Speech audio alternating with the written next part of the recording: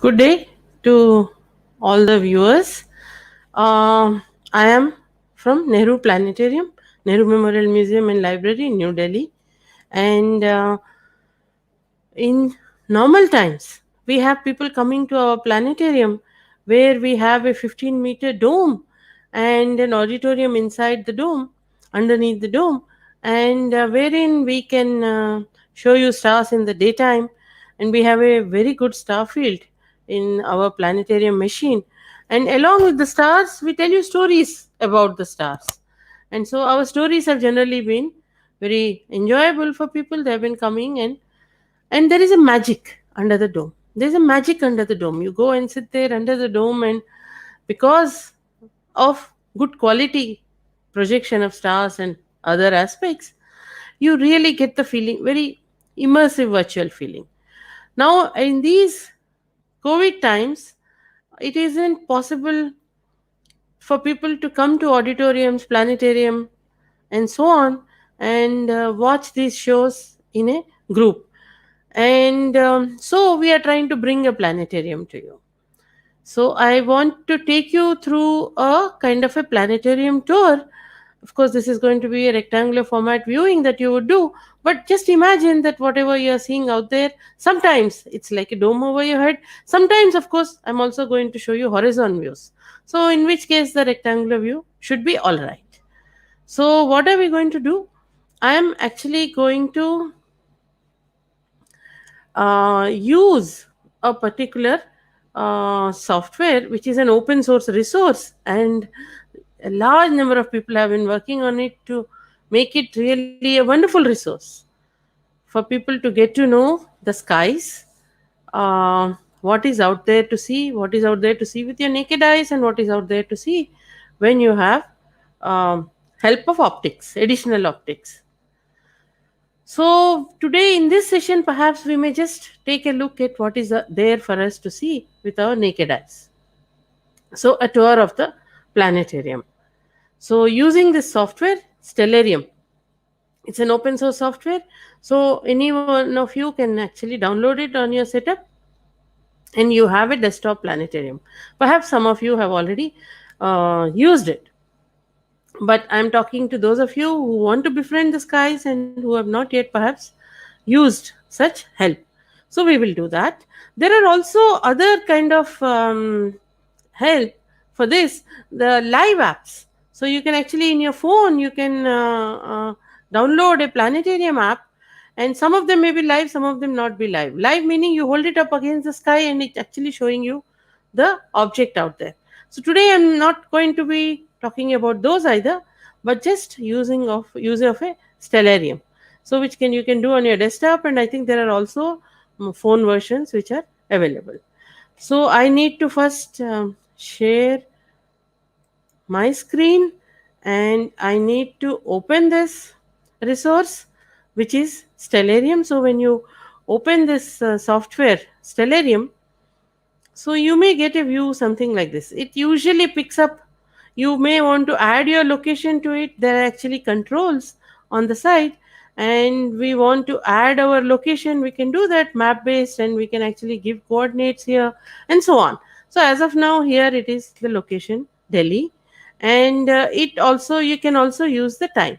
So once we have this setup, I had to tell you a little bit about how this is done. Now, what you can do here, and so it's not just a planetarium tour for you, but it is a tour which you can make on your own. And so I had to go back doors and give you some of these backdoor views. So now it usually picks up real time. So let's take a look at this a little more closely. So let's just have this view, and so there we have the Stellarium view. And now there is a time option given here, and so let's just go to this date and time option, this later.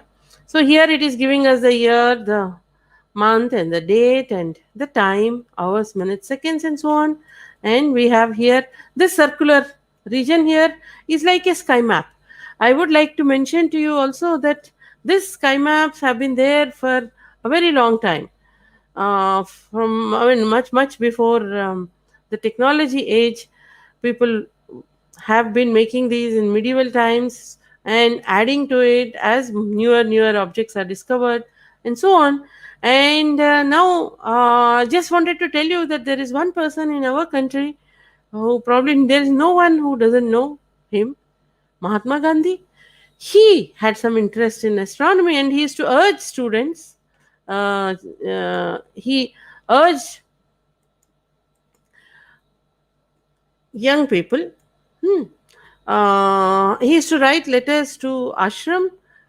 This was when in around 1930s. He was in Pune Yerawada jail, and he used to write to children asking them to look up star maps and familiarize themselves with these stars and observe them as a very peace giving exercise. So let's do that then. Let's just follow what Gandhiji has asked us to do. And so let me just take you back to Stellarium. So here we are. So let's just here we using this we can actually move forward in time. So now post sunset. All right. And of course this is a virtual sky, so sometimes we have additional help in it like all these labels and so on. So suppose we just want to look at the sky as it is. So with no labels, since it seems to be showing certain solar system objects and so on. So let's try and remove all of this so that initially we take a look at it with no additional help except for the directions, etc. So here we have this. Think of this as the star map, and what you need to do is maybe if you were going in the old-fashioned way, just print this out and put it over your head, and then try to identify what is being seen here. So, what should we do? We take a look at all that is visible here, and you can see that there are some bright objects and not so bright objects. There are just all these pinpoints of light. And here it actually is showing you that there are two planets, but suppose I remove those labels as well. And so I thought I had removed all labels. So let's see. Yes. So just these pinpoints of light is what you would see. And if you just kind of using this software, you can actually go a little zoom in and you can have these kind of horizon views. So I want to talk about how you could use this. Since there are these two planets which are visible for us, let's take a look at, if you look towards south, that's what this is showing here. And the time is around, nearly it's about 8 o'clock, 8 p.m. at night, if you look towards the south. And then, of course, you have to be in those regions where the skies are clear at horizon. You should not be in those locations where there is very high amount of light pollution. So if you look towards the south, and what do you see? You see a kind of this grouping. Well, of course, you will first see towards the southeast, you will see two bright objects. And what are these? The brighter one is going to be Jupiter, and the fainter one is going to be Saturn. When you are using a map of this kind, what you can do is actually, it's very useful. Unlike the real sky, if you just click on these objects, if you go there, you have the sky in your hand, it will tell you what these objects are. So we have Saturn and Jupiter there. And then there are these stars, this very interesting grouping. Now, if you look at it, you may not necessarily see that same grouping which perhaps our ancients may have had seen.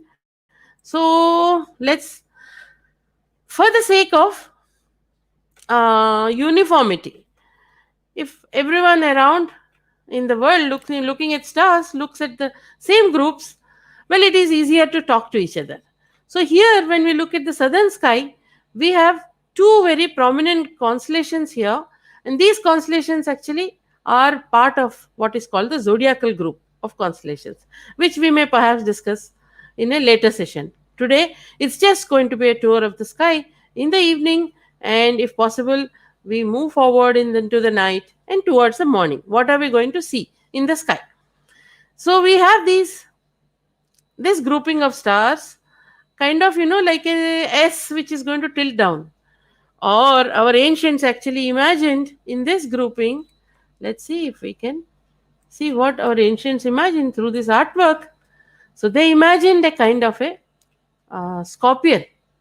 So this is the constellation Scorpio, and this constellation. Let's remove the artwork so that we have a look at how exactly we can have some help to find out this object in the sky, because we can't really see all that artwork in the sky. It has to be our imagination. So amateur astronomers very popularly talk of this as a tin pot, as a teapot.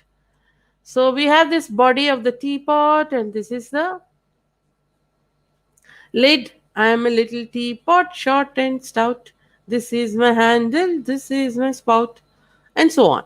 And well, when it gets all steamed up, is it going to pour tea over the tail of the scorpion? Well, we all know that for over very long periods of time, over millennia, these star shapes which have been seen have remained the same. Well, some changes in it take place through what is called proper motions of stars, but then there have been that this hasn't been sufficient really to change the shapes of these objects from these few millennia that we have uh, the astronomical imaginations ongoing. So these are the kind of shapes. So here is uh,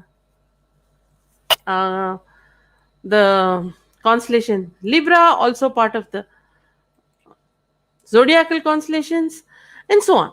So, this is when we look towards the south. So, if you have skies clear down near the horizon, you should be able to. Let's remove all these additional things so that we can just see what is it that we are going to see. We are going to see these few stars. That's beautiful, isn't it? And our imagination can fill it with whatever we want. And now, let's do one thing though. The thing is that it's not necessary that you will see the sky like this.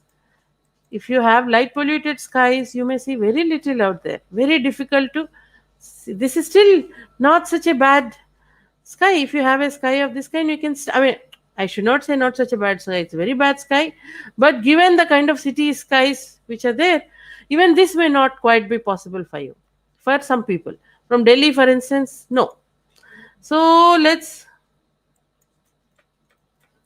uh, see what is it that we are going to see here. So that one bright star, that's called Antares. It actually rivals Mars in its color and so on. And so this is called Antares, and there are these. So let's actually go back, because it's really very sad, even when we are looking at virtual skies, to be seeing such bad light polluted skies. Now, if you are lucky enough to be somewhere where the sky is just filled with stars, these are the stars that you are going to see. So, if you make out the shape of these well known constellations, remember one thing though, the planets, their positions will keep changing. So, when you are looking at a kind of an app which is for that particular date and time, then you know the planets are there. If you do it on some other time, the planet position would not be there. Suppose I were to change the year. Okay, the planet positions have changed, substantially changed at this time. Let's come back to our present time, and so on. So, here you have something with which you can actually get to know the sky today, tomorrow, next year, 1,000 years later, 1,000 years back, and so on. Don't go too many thousands of years, because then the accuracy would not hold as good. So, that's towards south. And let's just keep looking at towards the horizon, because if we try and take a look at the sky through closer to the horizon, so you can see here, for instance, if you look towards northwest or so, maybe use a compass and then go out into the hmm, onto a terrace or so, and then use these directions, the help of these directions. Here is a grouping which perhaps many may be very well aware. You have 7 stars here, like a kite. Its string is cut and it is just come falling down to the ground. So this is actually Saptarishi, Big Dipper, and so on. Maybe if we want to take a look at uh, the shape of these and so on, so we can again use this to have an idea about some of the constellations which are there in this region. And so this is the grouping, the seven stars you can see here. And this whole thing, actually, our ancient, I mean, imagined in some parts of the world as a kind of a bear, two bears, the great bear and the less smaller bear. And so these stars, seven stars, over here in uh, our regions, these seven stars have been imagined as seven rishis, Sapta Rishi: Kritu, Pula, Pulastya, Atri, Angiras, Vashishta, Marichi. So these seven stars, let's just remove the artwork and maybe even the constellation lines, and let's take a look at this again. So seven stars here, and Kritu, Pula, Pulastya, Atri, Angiras, Vashishta, Marichi. Now, Kritu, Pula, these two stars, if you see, you are looking towards northwest, right? Use a compass, and if you move, you just extend this line towards the north, you come to the pole star. Pole star here. That is the Dhruv Tara or pole star. We'll take a look a little while and see why this is so special. And you have these seven stars, and this kind of the tail of the kite points to a bright star here, up here. This you should be able to see definitely. This star is Arcturus, or we call it Swati Nakshatra. And then this curve continues and points in this direction. You come to the star Swati or Chitra. Not Swati, I'm sorry, Chitra Nakshatra or Spika. So that's this grouping of stars. And uh, let's just try and zoom, do look, take a pair of binoculars, let's say. And when you take a pair of binoculars, as you look closer here, your field of view gets reduced, and then what happens is that you will not see this wide field which gives you these patterns and so on. The field gets narrower. So it takes you a little while to get an idea of what you are doing, but you just scan, if you scan it a little.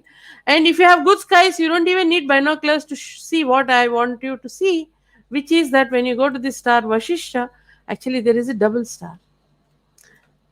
You can, in very good skies with very good eyesight, you should actually be able to see that. These two are called Mizar and Alkar. See, that's Mizar and that's Alkar.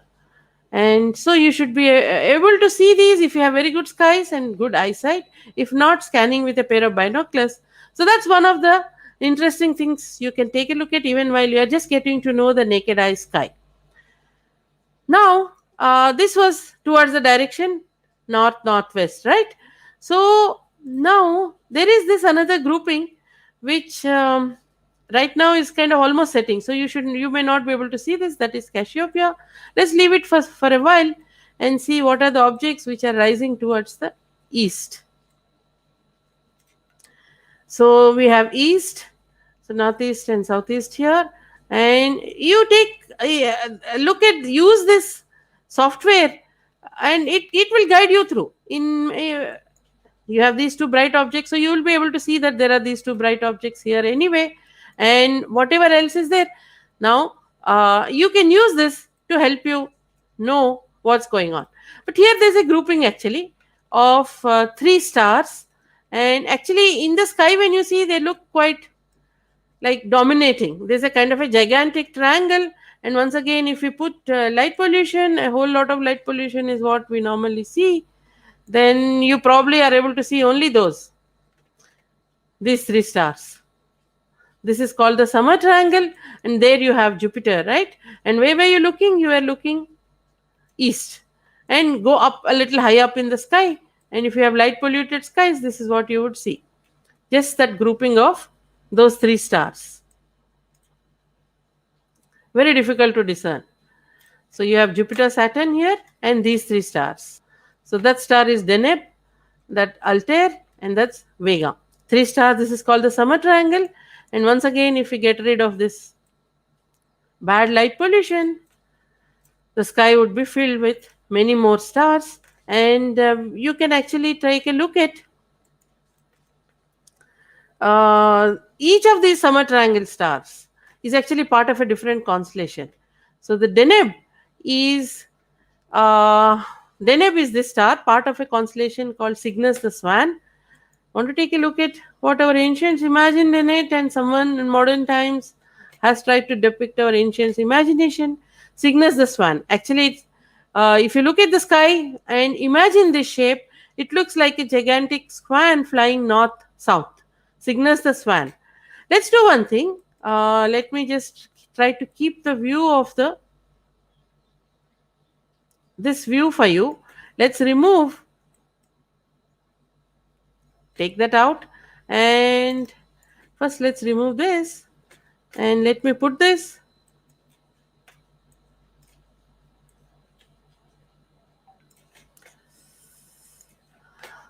So you take a look at Cygnus the swan, and let me remove, just keep looking at it, and as the shape goes, try to imagine for yourself that swan. Can you now imagine that swan in this group of stars? Cygnus the swan. And so we have each of these. This is Altair, and we have kind of Aquila, an eagle was imagined in this group of stars. Lyra, the lyre, was imagined. This small musical instrument was imagined in this group of stars. And so this is the eastern sky. These will be the prominent objects. Of course, if you are able to see fainter objects, then you would see many of the constellations. You can actually try and get their labels, and so that you'll get to know each of these constellations. So let's see. Let's have. So there are, you can see that Aquila, Cygnus the swan, Lyra the lyre, and many of the other not so prominent constellations, because they have fainter stars.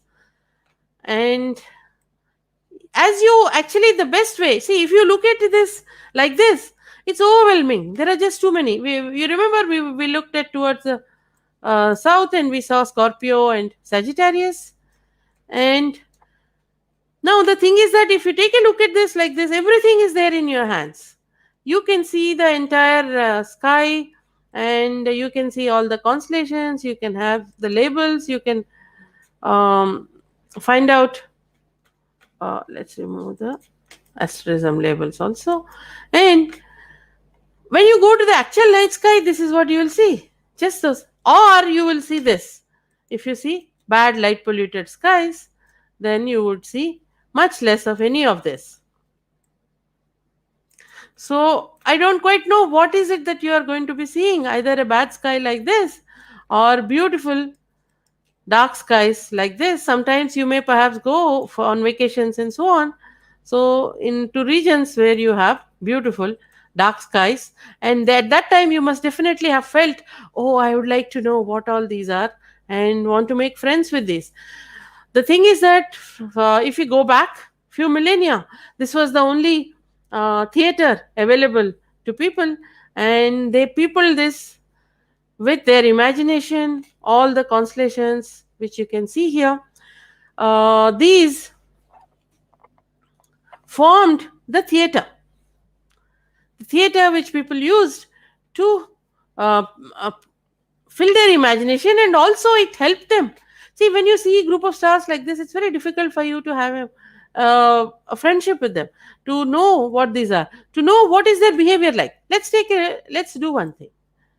Now, let's keep south here, and let's use the time, and I want you to now observe very, very carefully what's happening. I'm just trying to fast forward the time a little. As we fast forward the time, what's happening?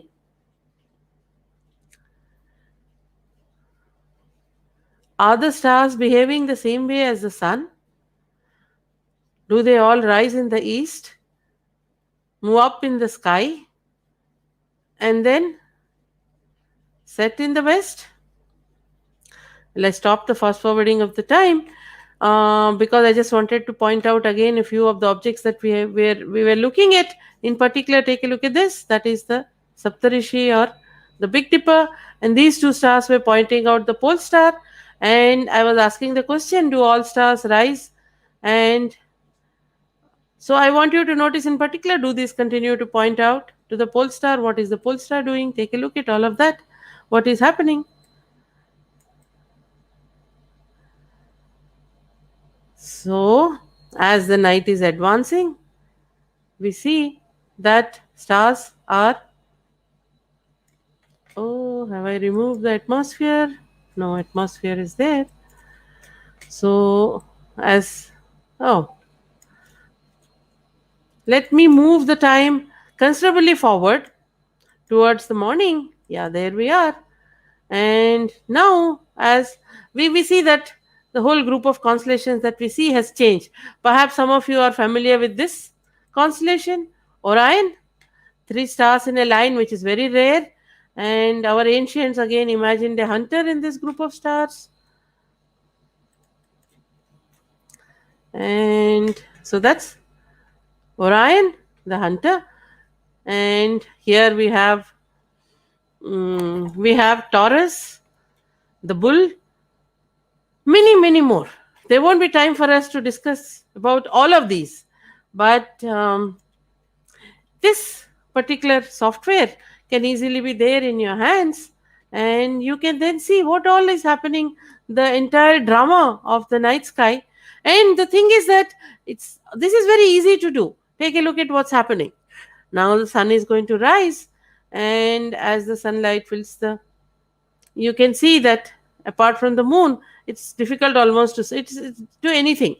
Well, sometimes we can see Venus, but apart from that, only moon is what you get to see. Now, just like the sun is moving in the sky east to west, set, the next day has happened, the setting of the sun, and look at the behavior of the stars. Are they mimicking the sun exactly? Well, they do rise and set.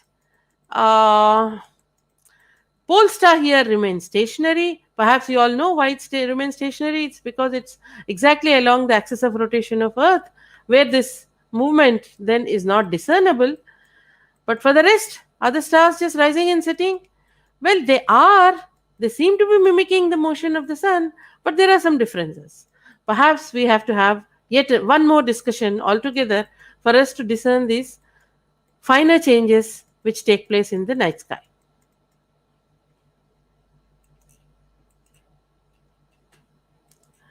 So we just had a tour of the sky, and from the night, evening onwards up to morning skies, and as daytime comes up, and then what exactly are the stars doing? So this whole thing, movement of these objects in the sky, it's called diurnal motion.